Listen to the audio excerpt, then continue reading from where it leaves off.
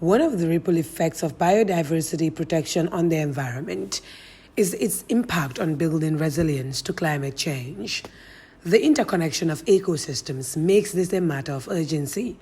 Environmentalists like Kemo Fati find pleasure in preaching this message, pushing people and communities to take action in preserving depleting forest cover to prevent biodiversity loss in the face of enormous exploitation.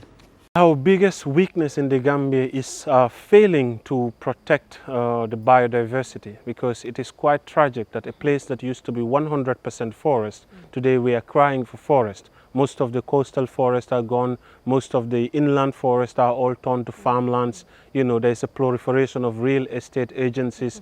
Not only are we looking at the biodiversity in terms of terrestrial ecosystems, but even as far as our aquatic and marine ecosystems, you know. Worried of what will happen to our natural resources, especially warning ecosystems, climate activists are doing their best to initiate sustainable solutions to adapt to the devastating impacts posed by climate change.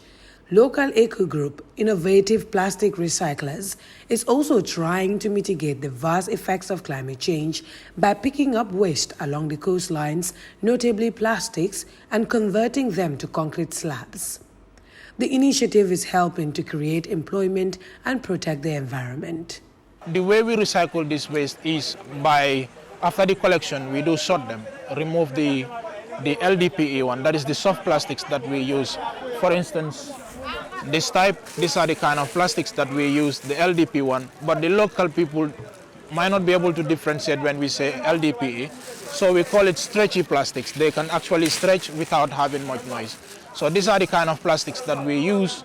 We melt them, and then at the end of the day, once they are melted, we add sand. We also add colorant when we want to give it a color. At the end of the day, we have a product that we use as tiles, that we use as roofing tops, and also building blocks and fence posts. Gunjur is an area well known for fishing, but growing mass of plastic waste is threatening its shores. 1 in 3 marine mammal species gets entangled in litter, and 12 to 14,000 tons of plastic are ingested by North Pacific fish yearly, with most of those fishes ingesting plastics ending up on food tables. The effects of consuming plastic-contaminated fish could be dreadful, according to a study published on Down to Earth. One of our findings, we realized that there are many dead organisms along the shore, especially the dead turtles, and also a dolphin, and then also some other fish organisms. So we realized that it might be caused by human activities, by throw away plastic pollution into these oceans. And because many of these organisms, especially turtles, they feed on jellyfish. So when they see plastic, they think that it might be a jellyfish for them to consume. So when they consume the plastics, then it restricts them from their movement, and also their breathing system results to death.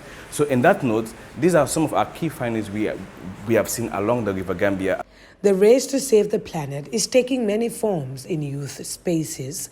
It's the same energy for Mariama and her colleagues who are converting vegetables into oils used to nourish the skin and hair.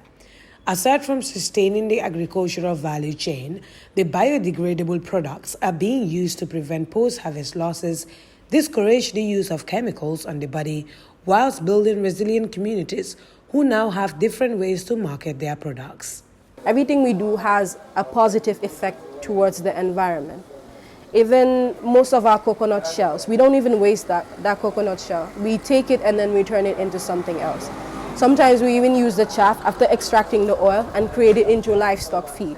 So it goes on and on and on and on and on. Challenging global leaders to hold themselves accountable, Kemo advises leaders to consider the unborn for decisions taken now that may affect future generations.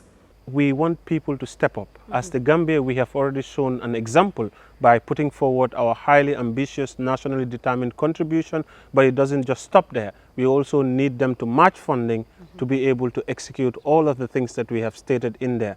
And at the national front, officials are eager to put their priorities straight as they prepare to go into negotiations at COP26. What we want first is the Paris Rule Book be finalized. And that Paris Rule Book is the Paris Agreement is ratified, but how to implement it on the ground is what we are calling the Paris Rule Book. It will be finalized. And among them, that's where we have issues in Article 6. So we want the issues around Article 6, not discussion, be finalized at COP26 so that the implementation of the Paris Agreement can start in earnest for the immediate and long term. It is a race against time. Those in it now can't wait for everyone to join forces in restoring the lost biodiversity and degrading ecosystems to sustain livelihoods in what looks very much like a decade of action where no one should be left behind.